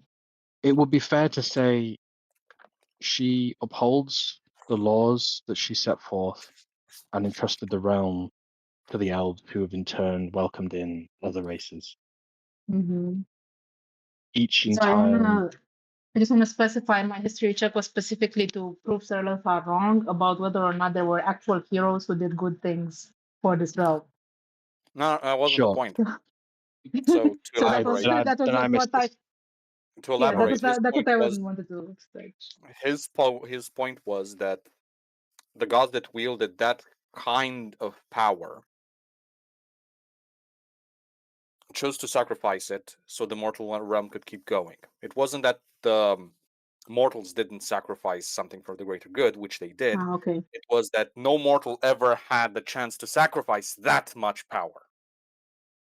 And where I was going with Yeah. it was the gods chose to banish them. Well, chose to voluntarily. It is said the teachings is that the gods abdicated and gave away their power, the ones that had won the battle of the nation after felling those that had been vested in combat. So Mhm. the virtuous, the wild mother retreating to her realm, saying, "I will watch over this. None without permission shall enter, lest you face my wrath." So they are still protective of their own realms. They're still protective of their own approaches, though no one has ever seen anything.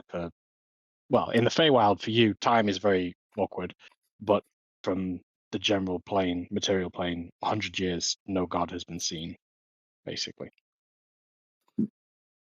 But at the end of it, since the Battle of Ruination. a decision like that would not be mine to take anyway. There are beings stronger, wiser, who know better. I'm just a Well, if simple you man. have two of these, if you have one of these pieces, where are the other two? Well, your queen said that she might have one. He looks at you like you just insulted his mother. For you to be telling him something that he, a trusted mouthpiece for the queen, doesn't know himself, this is a hard pill to swallow. And he's very No. dismissive immediately, to which he says, I know nothing of the sort of the and he holds his tongue, clearly reflecting on things.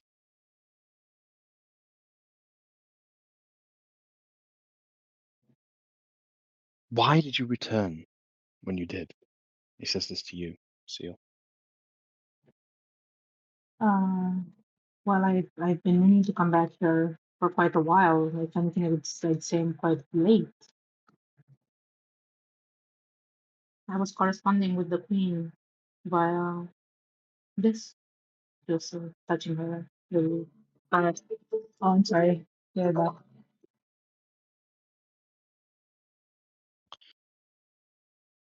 As he looks to the party, this is all quite a lot of news to take in. Forgive me if I may ponder it and dwell on it for a while. Let me do some more research and see what I can do. And I, too, have my own questions of the Queen herself.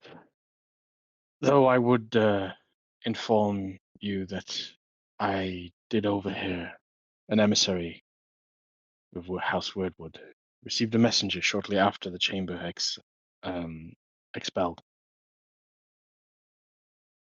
I believe you still have one of your troop missing. sorry. Yes, we do. A dwarf by the name of Thorburn. I traveled with him prior to getting here. He left his things behind, which he never does. He always takes his gun everywhere. It's a problem.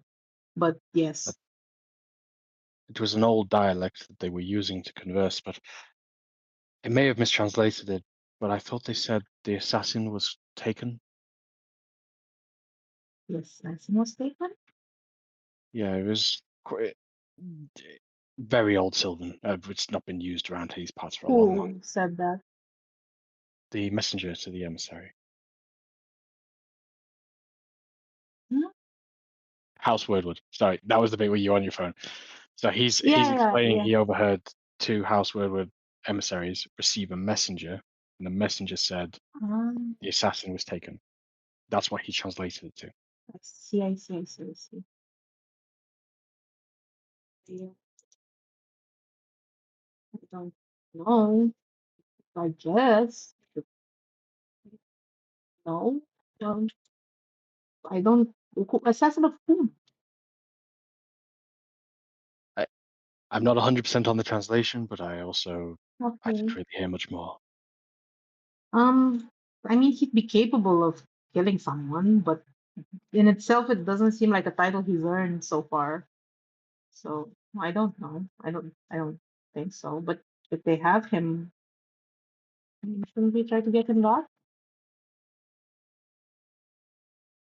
Well, we have a little bit of a political conundrum then, because whilst two houses are in diplomatic talks, it is very, very not the done thing to send infiltration into another house behind that summit. Perhaps it might be something you could do in the morning after the verdict is given. Yeah. Well, I say that you need only ensure you start once the summit's concluded, which would be shortly after the verdict is given. Okay. That seems. I don't know.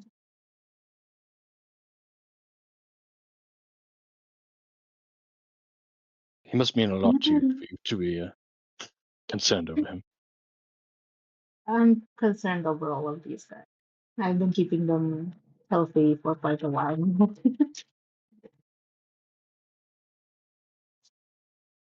Well, leave me be with this. I have Sure. much to think of. I see why Sure. the Queen chose to slumber when she did. It was a bit of a surprise to me Mm-hmm. as well.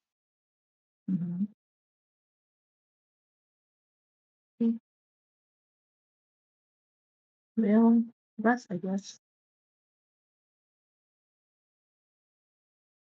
Is there anywhere here in the Fairy Court that anybody would like to go, or explore, or see before we grant a turn-in and a long rest to those who are much needing of it? Torbrun, you can mark a point of exhaustion. Yikes. Hooray. Lothar would go to the library. He would rifle through as many books as he can before he feels like he has to go to sleep. Sure. Anything in particular you're looking for? Any information about, again, the Battle Rue Nation, the Crusades, how the Feywilds were involved, Sure, make an investigation roll. We'll see. Investigation. Not a very good The detective 5. today. You don't find anything on the involvement to say of the Feywilds, though you do find references to the Battle of Ruination. It's like the Fey agents have been keeping tabs on the mortal realm. They're aware of what's gone down as it impacted pretty much everyone, though it's not particularly super well documented.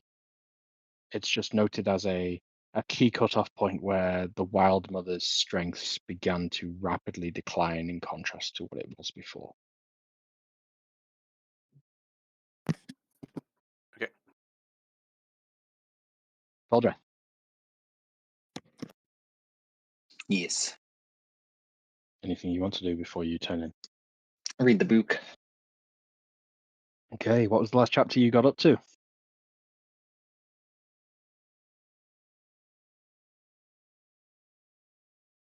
Oh, it was. I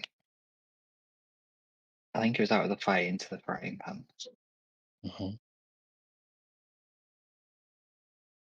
After you complete that, the next chapter you turn to is vexing because normally, as you've been turning these pages, as you've attempted to read forward, the pages are slightly. It's almost like if you try and focus on a word, it's not really there. But you realize if you read only a few pages ahead or a little bit ahead, the words are clear.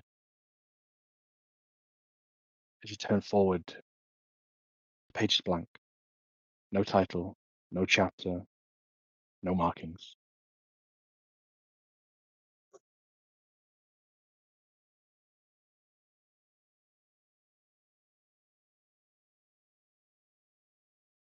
Just let's out a sigh. I guess this is what I meant then. I'm writing it as I go.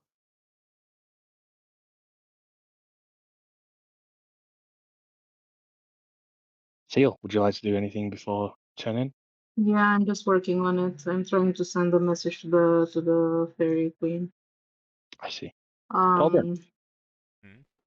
Do you need more time, sorry? yeah, I just need to figure out what to say in 25 words. No problem. Thorburn, your body aches. Your blood, sweat, tears, collating in your beard, your hair. As I'd like you to make a constitution roll because you're probably hanging upside down for quite some time before that individual leaves range where the magic would fade. And with 11, you take consciousness and lose it before eventually coming to in a crumpled mess, sort of upside down, having landed on your head as you fell. Your arms still awkwardly behind your back, tied above, and then you realize one of them is not, but the other is. The shackle is still present on your wrist, though it seems to have fallen out of the wall,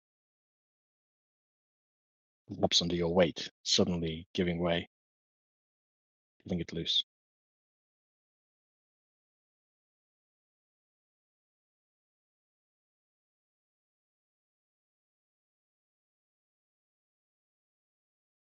Is it an enclosed room or does it have like bars that you can look through? It's an enclosed room. There is just a door. There are no windows. Any noise coming from outside? Make a perception roll.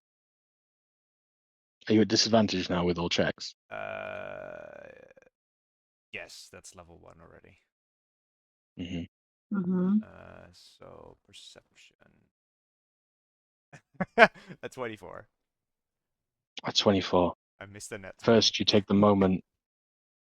You hear steps. You realize they're not steps. It's just your heart. Your heartbeat echoing, racing.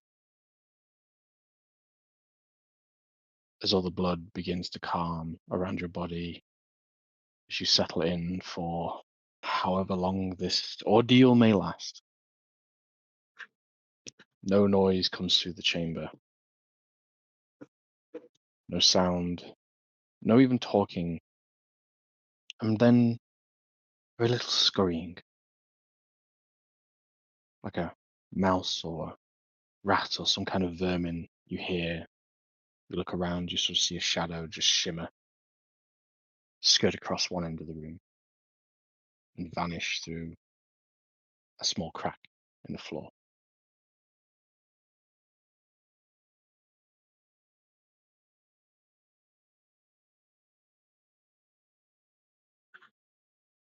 Hmm. I would like to see if I can maybe unlock or loosen the other chain. How do you do this? I assume the other arm still has a chain attached to it. Mhm. Might be some metal poking out or something, or maybe. There's two sort of like awkward screws that you could perhaps pull through and free from the housing. Yeah, I will attempt to take one of those screws out and attempt to pick the lock off the other chain. It's more like a thick rivet that's got into the wall itself. It's not something that you're going to be able to finesse your way through the elegant looking keyhole on these. So what you do realize is these are very rusted, very old. The rivets or the chains in general? Yeah, the rivets. Chains less so, but the rivets very much.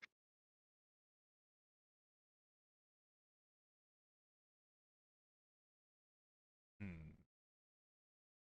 I will try to use sort of metal wristband from the other chain that's on my wrist to hit the rivet. Okay. It can be a couple of attack rolls. Unarmed attack rolls. Unarmed. I don't have armed on my action list. It's just plus strength, right? Mm-hmm. One. Plus one. 18 for the first one. And it'd be with disadvantage, I think.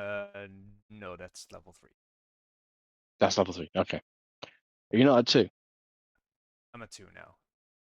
You're at 2 now. Right. Okay. Yeah, the speed is half. With an 18, as you smash it through, and we'll say to save on the rolling, you do this, and every few moments you stop, you listen. It's all clear. You continue. And as Torbran makes headway through the night on the chains that bind him to this wall, I will say you free yourself from the wall by the time that several hours pass, targeting specifically the rivets themselves. You're still chained, but no longer bound to the wall. You have free movement around this chamber. As the rest of the party can mark off a wonderfully long rest, well earned, in warm, elven like beds and silk that is just like the most beautiful cotton feel that you could have ever imagined, the best night's sleeps you've ever felt. Mm-hmm. I DM'd you the sending you would have sent the previous night. I see. Then the player names.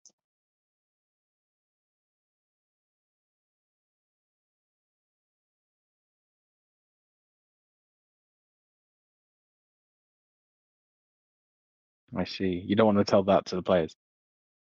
I can. It's no problem. But it would have been sent in That's her fine. room privately, whatever. Privately. So That's fine. you know. So it's sent. Yeah. A message is sent to the Fairy Queen before you turned in. Yeah. To your surprise, there is no response. Oh. but you Okay. know when a spell is successful. It's Mhm. succeeded, but there is no reply. Okay. Morning comes. A bountiful breakfast is presented in one of the great chambers. You're all welcomed, a buffet style. Though the one thing is an earnest dwarf with a smell for meat realizes the crestfallen upon his brow. Most denizens in the Fairy Grove are, by best definition, probably vegan. Fruits of heaps and sizes that you've never seen, items that don't even look like food but clearly being gorged on by various members in this chamber, guards, townsfolk, elders, rulers, refugees alike. Anyone and everyone is partaking in this buffet. As the They're day not dawns, completely vegan. They have honey. it was more of an apt description of there's no meat at this No table. meat. Yeah. It's clear to me But that they honey work is with vegan nature. on that They topic. work with nature. Yeah. And in fact, on that, Yeah. we will say there is a large gargantuan vat in the middle of the room of this golden, gloopy looking syrup that is being Hey, dipped into by other bits and pieces, it's like a chocolate fountain. like a chocolate fountain, like a honey fountain. Yeah. Do you all partake? Cool. Sure. Might Okay, as well. you all Best food receive we've had four. in ages. You all receive 4 temporary hit points until your next long Yay. rest. 4 temporary hit points. Cool.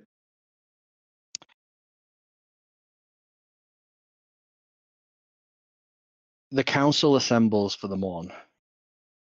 The emissaries individually entering the chamber to which you are welcomed into slightly ahead of schedule. The Mhm. room begins to fill up with many of the dignitaries you saw yesterday, though several houses are absent. The most important one that Councilman Derethor points out to you is House Wordwood are no longer present. Mm.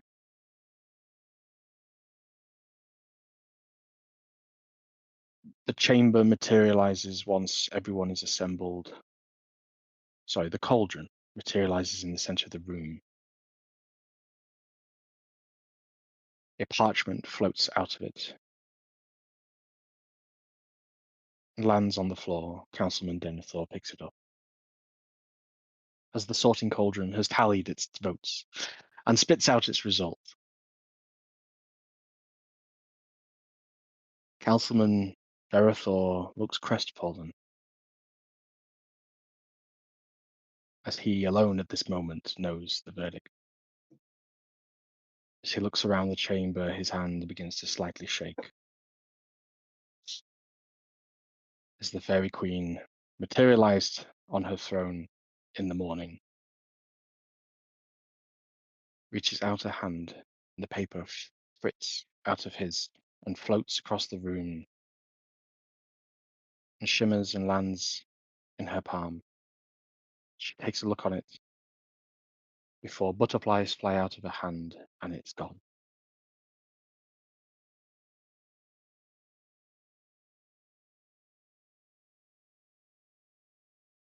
I would like the party to make an insight check on the next words she says. Inside. I suck at inside. This is a DC Inside. 25. Great. I wouldn't have been able to do that. Combined, the Absolutely party not. hit 24. Yeah. It's fine. The words she says. Let it be this day that the Duskwatchers be brought to justice, to toe the line that we all serve as members of this realm. No one is above the laws that we each uphold. To war we must go.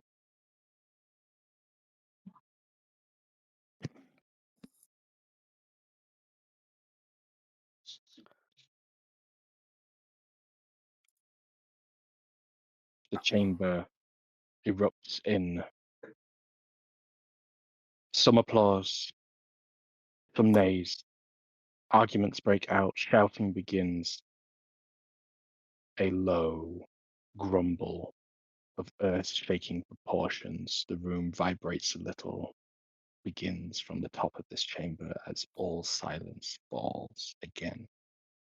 A little reminder. The Fairy Queen stands and drifts down to the middle of the room and says,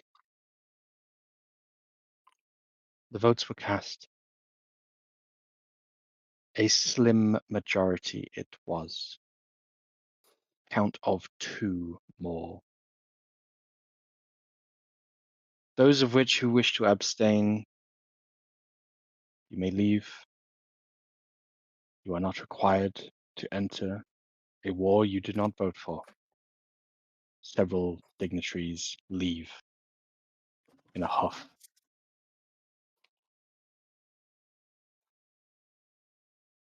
Those that voted for this motion, you are expected to provide your armies the fastest and make haste your readiness and preparations.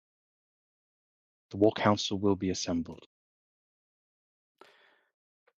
and the Dusk It's Watchers will be exiled. at this point, Sir Lothar makes his way out of the crowd. There's a lot of gasps as you do so, because you are now interrupting the Queen herself. He's willing But to what risk do you his do? life over this. But what do you do? He approaches, falls to one knee, She ceremoniously, stops. takes out his sword, holds it out in front of her, as a, offering it. "My lady, if I would be so exceptionally bored, and I'm well aware I am inviting execution over this, but I would advise a branching course of action. Before properly and formally declaring war on the Dusk Watchers who have refused or were not able to come and answer, I suggest that with this war declaration in mind, you send out one last party to parley with them. To ask them one more time, formally, to come and answer before you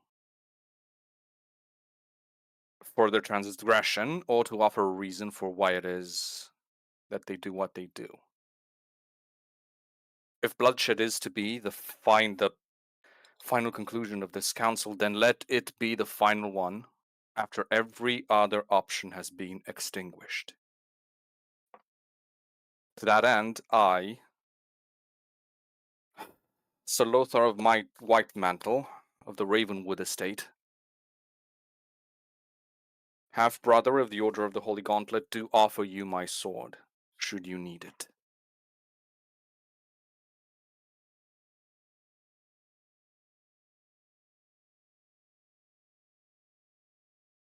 The This room realm, remains silent, your words echoing.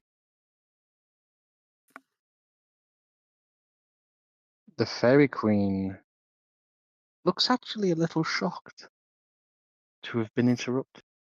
Someone interrupted me. There is a bit of a sudden mad rush as there are arms from every sort attempting to lay a hand on you and pull you back out of the center of this room before the Fairy Queen says, "No, he makes a fair point.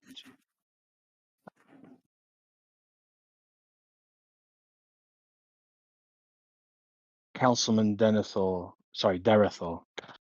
copyright patent. Anyway, Derethor Boromir would have gotten that right. runs down the steps from the throne and sits by your side, a hand on you, the rest removed, and says, Perhaps in a time of unspeakable, unimaginable scenarios, perhaps a more modern approach, a slight adaptation to a previously unforeseen scenario may be in order.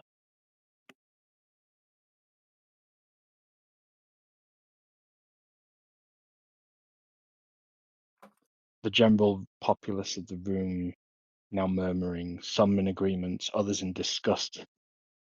You see the old lumbering tree incarnate, the tree at the back who spoke previously on the previous day, just echoes out a low rumbling desecration of tradition in disapproval.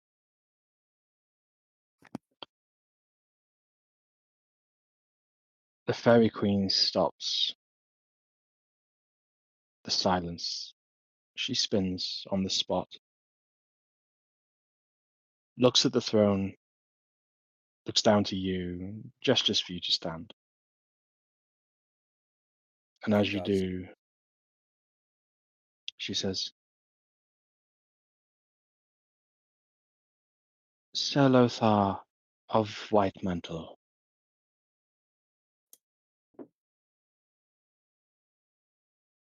would stand in defiance of our traditions and values.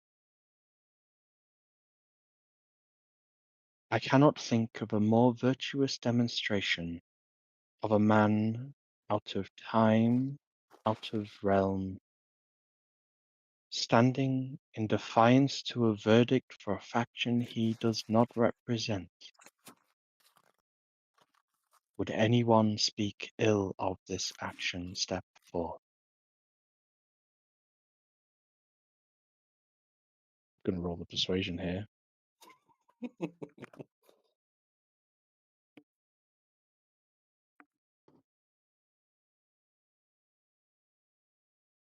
Not one person steps forward. Seeing as a torn verdict was reached, with the slightest of majority, those remaining in the chamber all agree by your suggestion.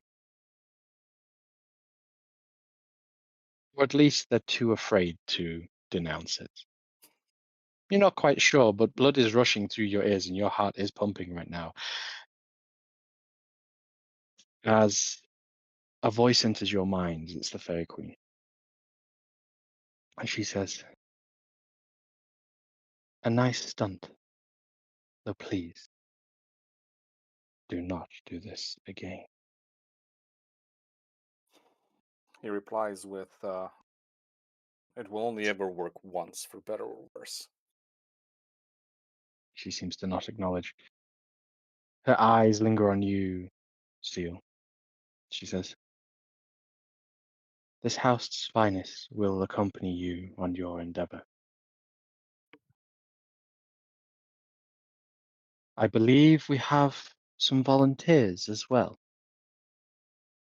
As standing, aligning along the wall, Zivar and his troop stand to attention and do a very, almost like orcish salute. It looks very bizarre, but it's very formal, clearly.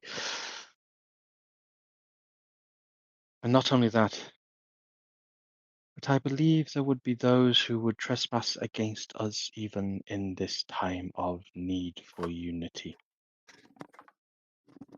And she ushers to the word of the room and says, House Weirdwood plans to lay assault to this tree in the coming days. It has come to my attention. It seems that this was merely a scouting operation for them. To use a great divide.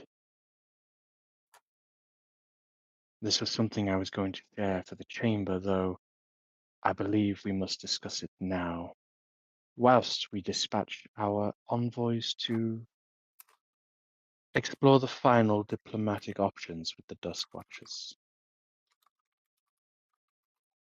I would request that you add to your list a visit to House Wordwood as well. You are tasked with charging bring back the ruling representation from House Wordwood and the Dusk Watchers to this very chamber by any means necessary.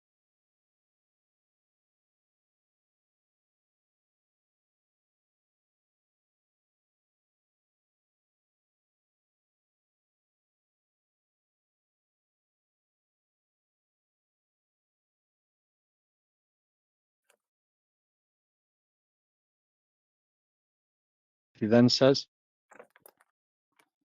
in this time of need, are there any other volunteers to escort this fellowship on this mission?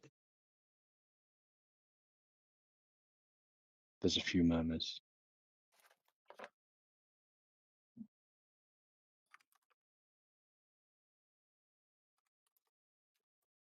A small hooded individual steps forward,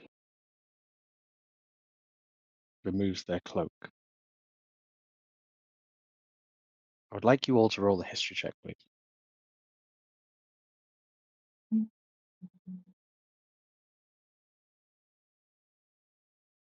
13, 13, and 9. None of you recognize this individual. They raise a hand, and the Fairy Queen nods. Anyone else? No one else steps forward. Very well. Your charge is with immediate effect. We wish you all well.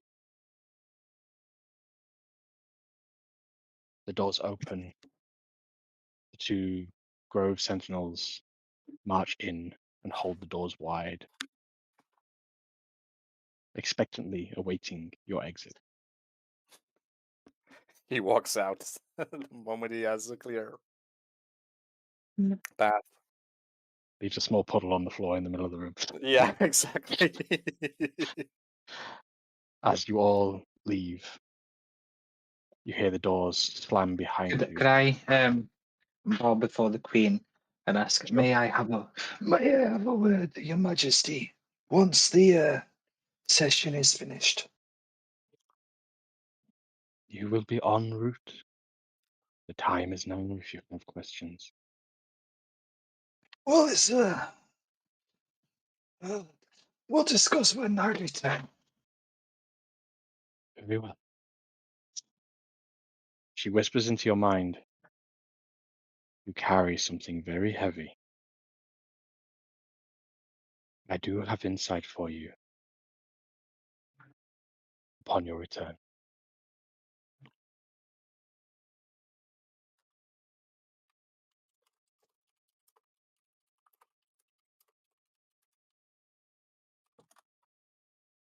The doors close behind the party. Before they open again quickly, as Councilman Derethor comes sleeping out of the ajar door, closes it behind him.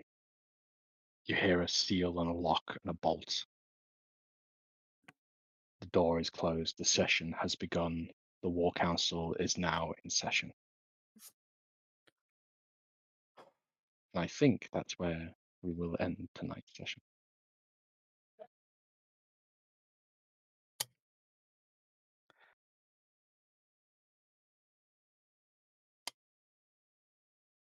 Stop the recording.